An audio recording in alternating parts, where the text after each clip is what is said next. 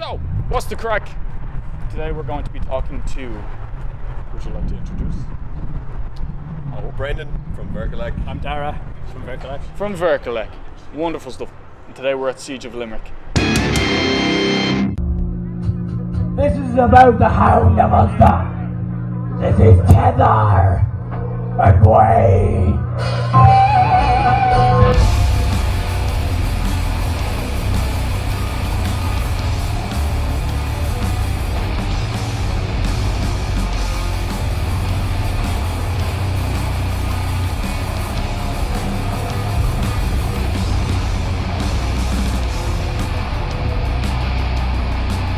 Is this the first gig you've played in a while? Have you played a few gigs in a while? This is actually, this is the first one we did released an album, Mask, back in March.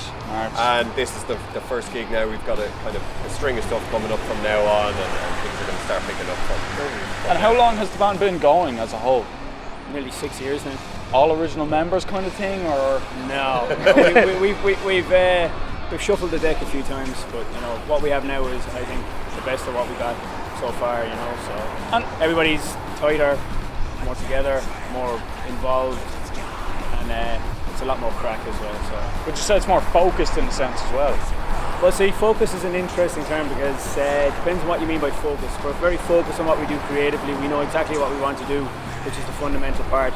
Getting it all written, arranged, concepts, visuals, all that sort of stuff. Yeah. We know exactly what we want to do. In terms of being a live band, that's a different issue because everybody has real life, real jobs, everything that gets in the way of being a professional band. Right. So we do what we can within that, and I think now we're coming out of kind of a hibernation situation whereby things are getting a lot better. Before the song, so to speak. Yeah, hopefully. Yeah, I think so. Well, if you were to rewind all the way back, how long are you going now? Well, the band started in 2013.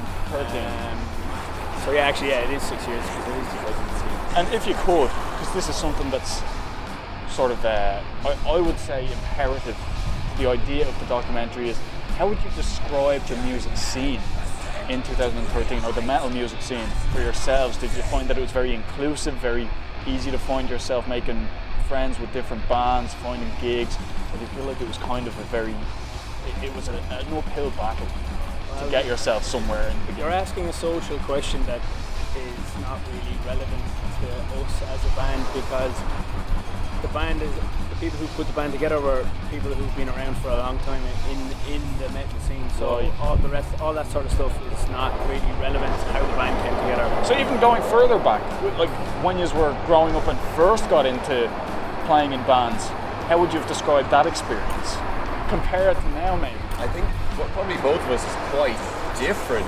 Yeah. I'd say I grew up rural Meath, so most of my time was spent looking for just some like-minded people. Right. That in itself is challenging. Yeah. And if you want to widen that out to a larger scale, you can just think of the population of Ireland. It's set off by itself off on the edge of Europe. Yeah. So there isn't a lot going on outside of Dublin, really. Of course, Galway, Cork, whatever. But there's nothing there that's going to carry weight into the rest of Europe. But it was definitely a difficult thing to try and start doing the bands. It's like I said, you're going to keep going. You're going to get into bands that are a little bit different all the time until you manage to focus what it is you want to do. And funny enough, with Vircolac, I wasn't on the demo, but I was actually living in England at the time. And when I moved back, I got into the band. So there was that in itself says a lot. I think there's a bit of shape shifting that needs to be done. Yeah. It's like somewhere here, like you can't just be one thing and then rely on that. You need to adjust, on different levels. And it's funny you mentioned the population as well, because other bands have mentioned that in interviews as well.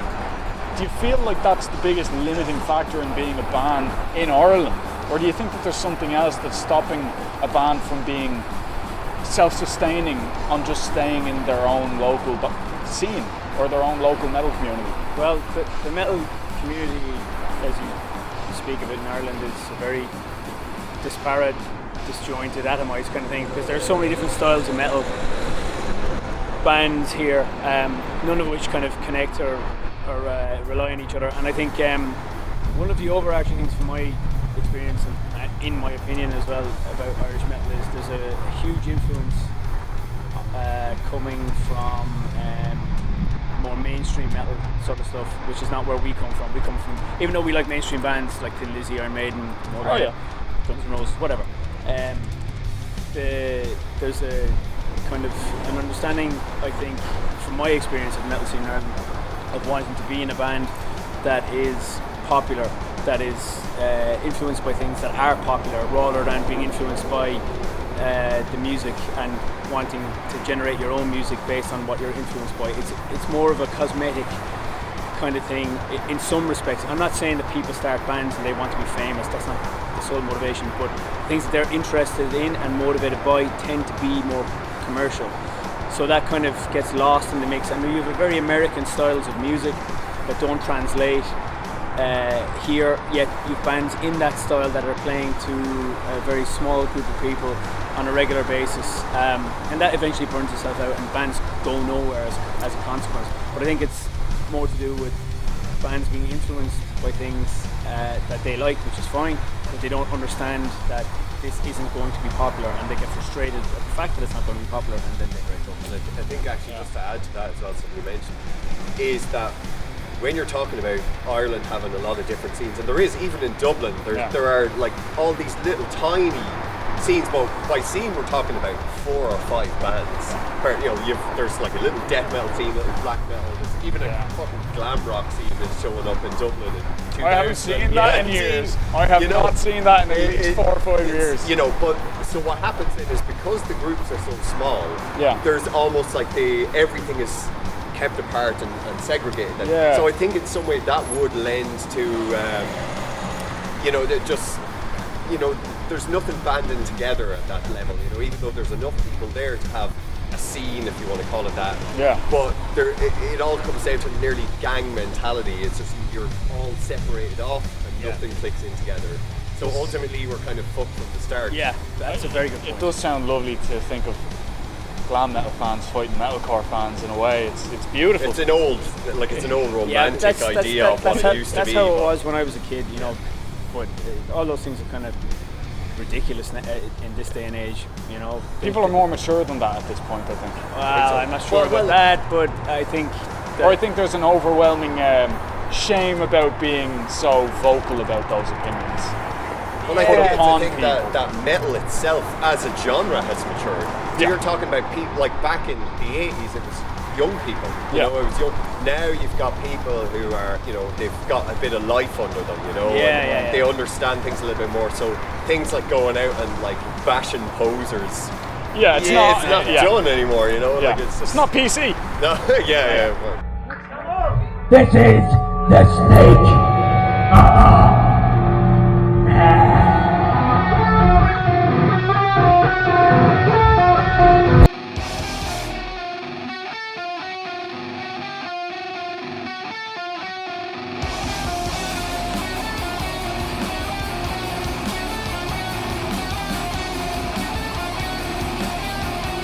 So I think based on what we've touched on in the interview so far, I think it's a fairly obvious answer, but to yourselves, do you feel that it is inherently going to affect a band where they're from? Yes and no. It does, in the sense that if you're Swedish, you have a greater chance of breaking through because of a whole different set of structures. In Ireland, the metal bands don't push through because there's no media here. There's no availability for metal bands to get on anything that's commercial in any sense, from the smallest stuff to the biggest stuff. It just doesn't exist. So it fundamentally depends on what you want from your band. If you want to be big and popular and famous, then I think you shouldn't play music anyway. It's the wrong way to approach it. Especially not death metal. Especially not you know. But like, if you're going into something and you're into it, and you have a network built up that you can work within and push your band within, then that's great. That's what the reward is. And you know what? There's some bands that'll perform they'll exist for 3 or 4 years, and there'll be a huge burst of energy, and then it'll fizzle out. And that's okay too, because it's good to have that energy in that period in time. And maybe you won't get to play in the biggest stage or whatever else, but it doesn't fucking matter. The fact that you got up there and did it, you had some gigs that were great for you as a band at that moment in time. That's what's important.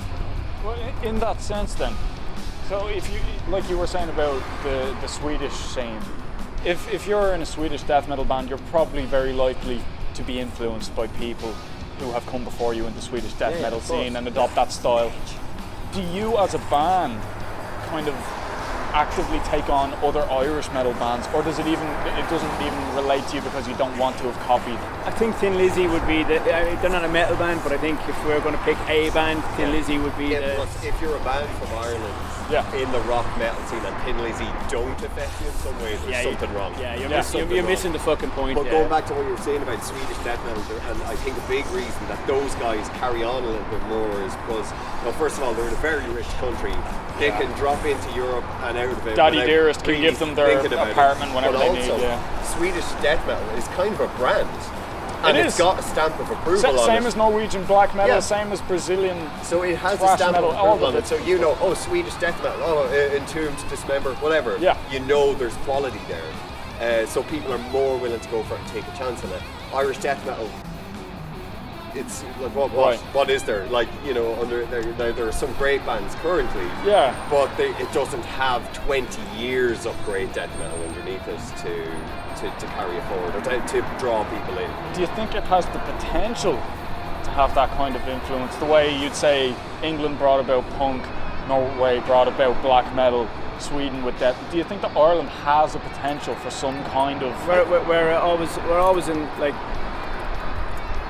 creatively in that sense we've been a suburb of England anyway. So no, I don't think. I think it would have to be something really strange. Yeah. Like something that's just never been thought of before to come from here. But then at that stage it would become a novelty. Yeah. And, you know, so then it might just become the new metal. It's a really hard battle, and it's a very thin slice to get through, you know. But, I don't know. Given that, did the two of you feel that you could continue your career solely just in Ireland? As you were saying, you don't want to get into the band and just think about fame and glory. Obviously it's nice if it happens. That'd be nice if you played some big stages. But do you think that you could continue exclusively as an Irish band live and be satisfied with the way that your career is going as a band? That's a very inward way of looking at things, because no band ever, well, contextually, no rock or metal band ever formed wanting to play in their local towns or villages continually. It's an export thing. You want to get out and play to other audiences in different cities, different countries. So no, it's like to want to live in and depend on Ireland as a place to. I love his moustache. To play in, no, definitely not. Pretty great. No, definitely not. That's the sexiest man in Ireland there, Jason. My God, it looks like his hair is made of conditioner. So yeah, no. That is a horse of a man. But anyway, just to take us back from the realism and the horrible, depressing truth of it all. But see, the thing is, you're looking at things in one way. It's not, like, for us, nothing is horrible and depressing, because we have a lot of things like that we're doing as a band. We're on. We've a German record label in Europe, we've an American record label in the States. We're touring America next year, we're playing at Maryland Death Fest, we're playing at lots of different stuff. We have a lot of avenues and opportunities open to us, so there's nothing grey or grim or depressing about what we do. So. Not at all. The thing that I was exploring is if you were to stay truly homegrown. Obviously, why would you want to though? That's the thing. What purpose does that serve? The idea that I'm thinking of is places like Sweden. You were talking about the kind of life that they live where they're very wealthy. Norway, the same kind of thing. Germany, they have a lot of homegrown bands, and the fact that Ireland is one of the lowest bands in terms of statistics for supporting local acts. That's a social and national thing. Like, there's no way you can get away from that. There's nothing, no way around it. That's the way it is, kind of thing. Unless they start rooting millions and millions of euro into the arts, millions it's not going to happen. It's not going to happen. Like, I know, I know a lot of bands who've had investments that would make your eyes water, you know, and they're not even bands that, you know, would really stir much interest in a broad sense from Scandinavia. Like the fact that the state invests in them. But you know, look, I will say one thing. The one good thing about metal in Ireland is it's completely independent. It's not reliant on or invested in or involved with the state in any way, shape, or form. So it stands on its own 2 feet and does its own thing. People can either take it or leave it as its own thing. So it can be very genuine in a way. Well, yeah. I mean, I think that's the most important thing, because you know, if everybody's looking for a fucking handout, you know, who wants heavy metal social welfare where you have bands that aren't worth the fuck getting money from the state to go out and peddle the bullshit? Nobody wants that. You know, Right, except the bands that do get it, of course they want it, but nobody actually wants to listen to it. You know, it's basically. Well, I can totally see fuck where you're heavy coming metal from. social welfare. Is that a hashtag? Yeah. Okay, perfect. I can totally appreciate where you're coming from. I'll take that on board. And adding on to that wonderful optimism, I'd like both of you to name a couple of your favourite Irish bands. Tin Lizzy. Let's say local Irish bands. Tin Lizzy, Rory Gallagher, but then you've got the likes of Malthusian. Primordial. Malthusian. Primordial are a big name. Yeah. Well, No. Sacrilege, yeah. Gotta give a props to J.O. Of course, yeah. Sexy Sacrilege. J, he's in Sacrilege, yeah. a few is better than none. Listen, guys, Cheers. Thank you very much. appreciate it. Cheers. Thanks very much, man. Cheers. Really appreciate Thank it. you. I need a pint.